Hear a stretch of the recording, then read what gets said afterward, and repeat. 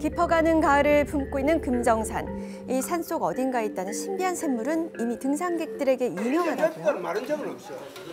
내가 알기로는 지금 마른 적은 없어. 누가 부었는지 비가 와서 안 까봐져서 그런지 몰라도 물은 항상 있다고. 백두산 위에처럼 그러한 작은 그런 산이다 이렇게까지 말을 했었거든요. 마르지 않는다는 물, 과연 실체가 있는 샘일까요? 무성한 소문을 파헤치기 위해 직접 찾아가 보는데요. 가파른 산행이 계속되던 그때 드디어 무언가를 발견했습니다. 여기 있는데요? 어렵사리 마주한 소문의 실체는 평범한 물웅덩이인데요.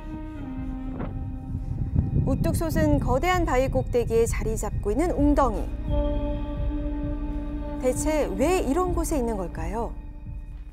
이름이 금샘이 이름이. 사람들이 이상하다 신기하다 이런 말을 했었거든요. 뭐 물이 난다 하는 사람, 안 난다 하는 사람 그러니까 확실하게 모르지. 정체를 알 수 없는 의문의 샘. 정말 그 어떤 상황 앞에서도 마르지 않는 걸까요? 미스터리 M. 산 정상에 자리 잡은 샘에 관한 이야기입니다. 오랜 시간 묵묵히 산의 정상을 지키고 있다는 바위 속 샘. 우뚝 솟은 바위 꼭대기에 자리한 모습이 마치 누가 일부러 파놓은 것 같은데요. 그런데 이 샘의 미스터리는 따로 있다고 합니다. 저는 여기 한 40년간 살았습니다. 제가 여기 40년 전부터 올 때마다 여기 이렇게 있었습니다. 10년 전에 한번 보고 오늘 지금 오랜만에 왔습니다. 오늘도 보니까 10년 만에 봤는데도 또 신비롭게 느껴지네요. 그 어떤 이유에도 마르지 않는다는 것. 1년 365일 아무리 쾌청하고 건조한 날씨에도 마르는 일이 없다는 샘. 지름 126cm의 이 샘은 왜 마르지 않는 걸까요? 정발을 하죠.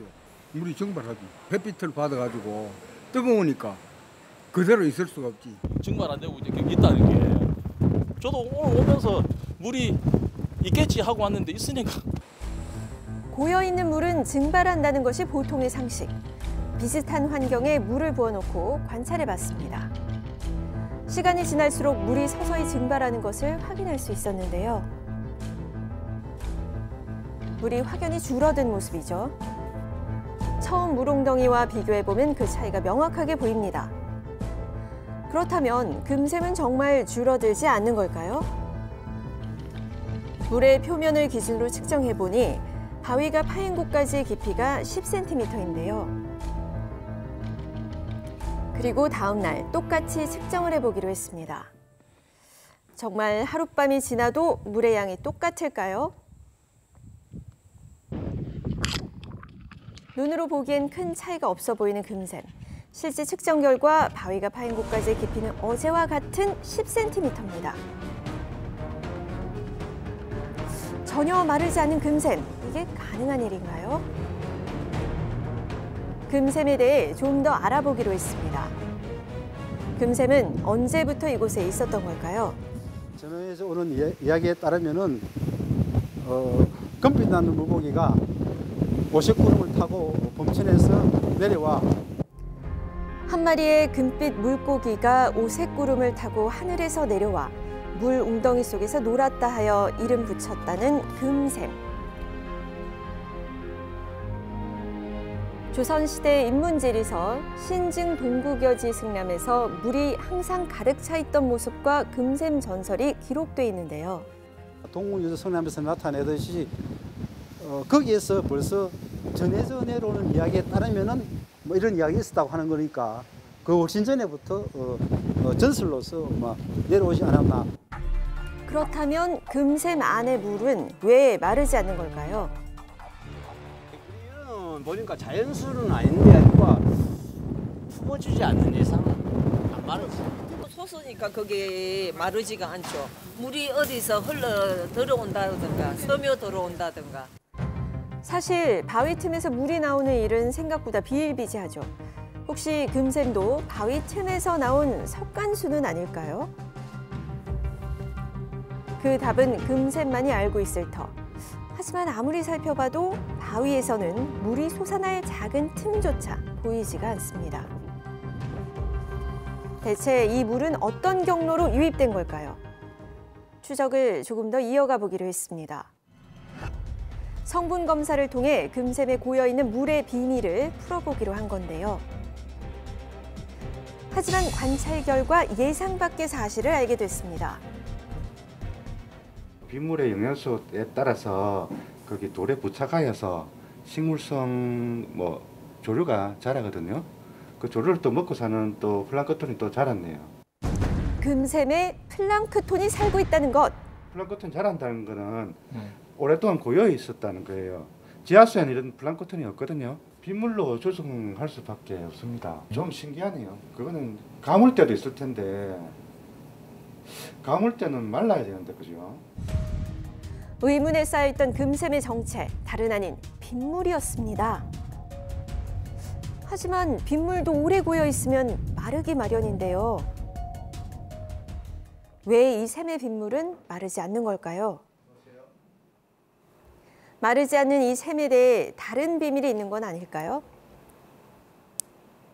이 지역의 지형적인 특성에서 상대적으로 해안에 가까이 위치한 높은 산이고 거기에서 다습한 공기가 상승하면서 물로 응축돼 가지고 거기에 공급을 더 촉진할 수 있다. 고도가 높은 곳에 위치해 있어 온도 차이에 의해 수분이 응결되고 이러한 결로 현상으로 얻어진 수분으로 금샘의 물이 유지된다는 건데요. 그렇다면 결로 현상으로 얻어지는 물의 양은 얼마나 될까요? 하룻밤 사이 물이 얼마나 고이는지 실험해보기 위해 바위 틈에 비닐을 설치해봤습니다. 단단히 고정시키는데요.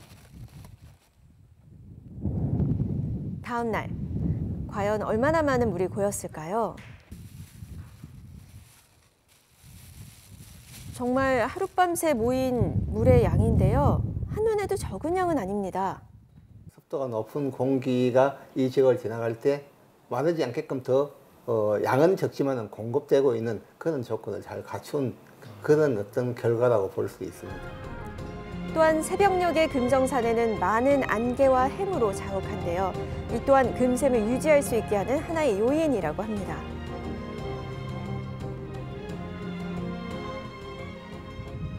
강과 바다에 인접해 있는 금정산의 지형과 습한 기후가 비밀이었던 금샘.